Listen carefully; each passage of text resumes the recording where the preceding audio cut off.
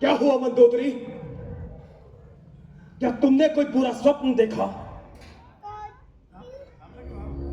महाराज, हाँ, आपने ये विलाप सुना? नहीं मंदोदरी, यहां तो ऐसा कुछ भी नहीं है। महाबली, आपको ये विलाप सुनाई नहीं देता? आज लंका में चारों ओर आपके सैनिकों की विधवाएं ऐसा विलाप कर रही हैं जिसे सुनकर मेरा हृदय व्याकुल हो रहा है। कहीं आपके वीरों की माताएं तो कहीं उन वीरों की बहन छाती पीट पीट कर ऐसा रुदन कर रही है कि मानो अपने आंसुओं के समुद्र में पूरी पृथ्वी को डुबो देना चाहती हूँ। होश में मंदोदरी, लगता है अपने स्वप्न के प्रभाव से तुम अभी तक उभर नहीं पाई हो।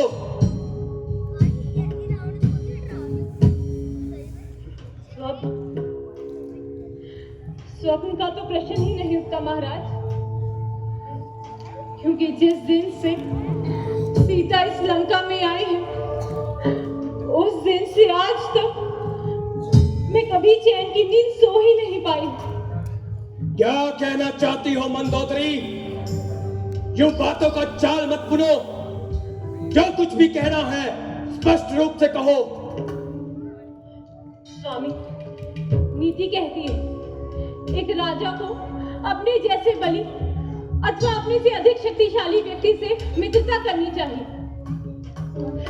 मेरा आपसे अनुरोध है, आप जनक नंदिनी को उनके पति को लौटा दें, उनसे मित्रता कर संधि कर लें तथा मुझे आजीवन सुहागन बने रहने का आशीर्वाद दें।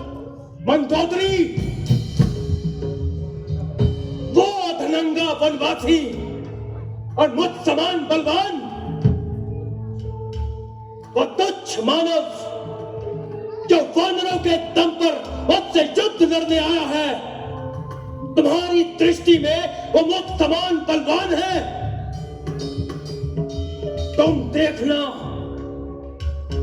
जब कल युद्ध में उसका सामना रावण से होगा तो मेरा एक भी वार वो सहन नहीं कर पाएगा। महाबली, जिन्हें आप साधारण मनुष्य कह रहे हैं वो साक्षात नारायण है। जरा सोचिए, जो हंसते हंसते एक विशाल समुद्र पार कर सकते हैं, जिनके छोटे भाई के द्वारा खींची एक लकीर तक आप लांग नहीं सके, जिनका एक नन्हा सा दूत लंका को जलाकर तहस नहस कर गया, देखते ही देखते मेरे पुत्र अक्षय कुमार को मौत की नींद सुला गया। कुंभकर्ण, मेघनाद जैसे महाबली जिनके तीक्ष्ण बाणों से वीरगति को प्राप्त हो गए, ऐसे व्यक्ति को आप केवल एक अधनंगा वनवासी समझते हैं? महाराज, काल वो शस्त्र है जो बल, बुद्धि और विचार हर लेता है, और जिसका काल समीप आ जाता है उसे आप ही की तरह भ्रम हो जाता है।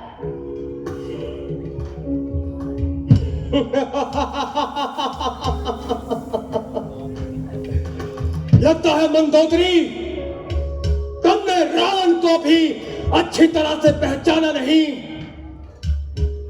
रावण का अर्थ जानती हो? रावण का अर्थ है एको आ द्वितीयो नस्ति न भूत न भविष्यति। मैं वो रावण हूं जिसने काल को भी अपने अधीन कर रखा है। मैं वो रावण हूं जिसकी विशाल भुजाओं ने कैलाश पहाड़ तक हिला दिया। मैं वो रावण हूं जो चारों वेदों का ज्ञाता है।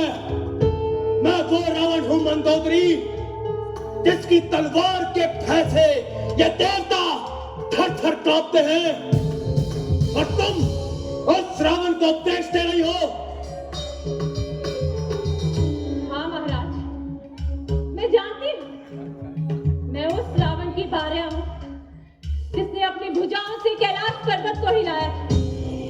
मैं उस रावण की भार्या हूँ जो चारों वेदों का ज्ञाता है। मैं उस रावण की भार्या हूँ जिसकी तलवार के भय से देवता भी थर-थर कांपते हैं। किंतु आज आपके एक घृण कर्म के कारण समस्त राक्षस जाति का जीवन संकट में है।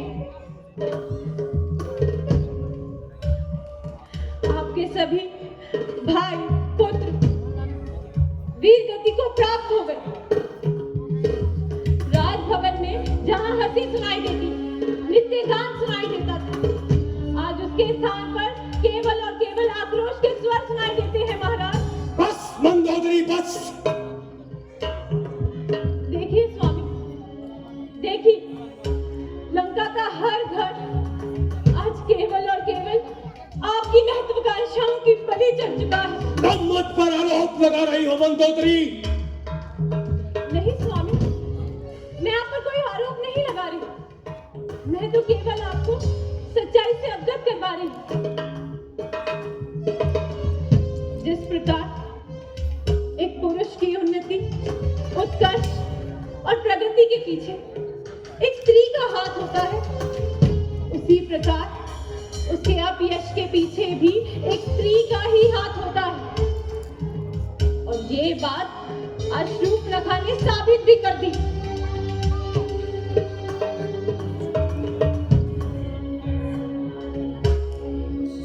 महाराज, अभी भी समय है। कुबुद्धि का त्याग कर इस युद्ध को टाल दें। इस युद्ध में हमारी विजय नहीं होगी। मंदोदरी, मैं अपने शत्रु की प्रशंसा करने वाले का मुख भी देखना नहीं चाहता। महाराज, बस बहुत हुआ मंदोदरी।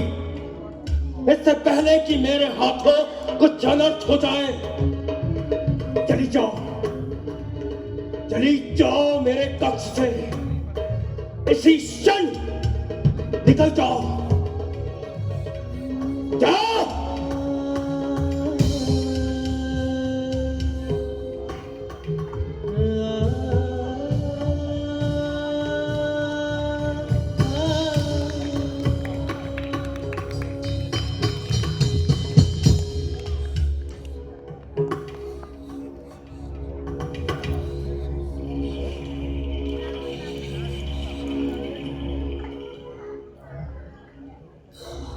आप निश्चिंत रहे पिताश्री।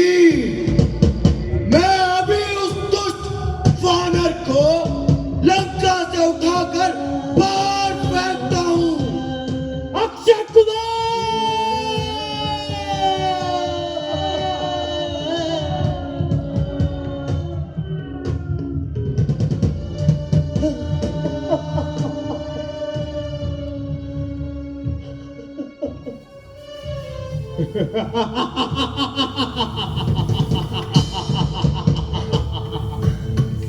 भैया, कुंभकर्ण के होते हुए शोक और चिंता के गहन अंधकार में डूब जाना आपको शोभा नहीं देता।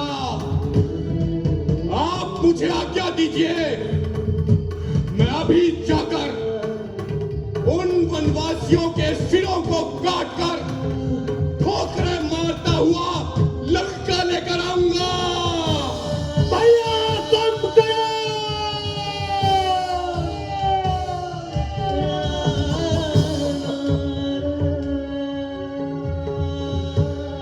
पिताश्री, जहां तक मेरा संबंध है तो मैंने युद्ध आरंभ कर दिया है और अब यहां से भागकर भगवान की शरण में जाने से भी अपयश मिलता है।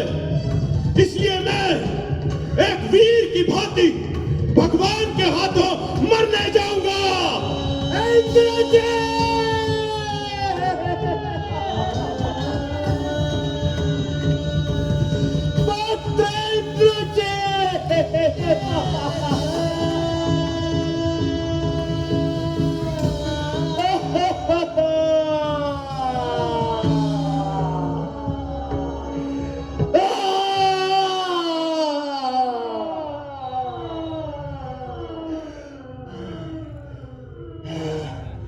पछताएगा।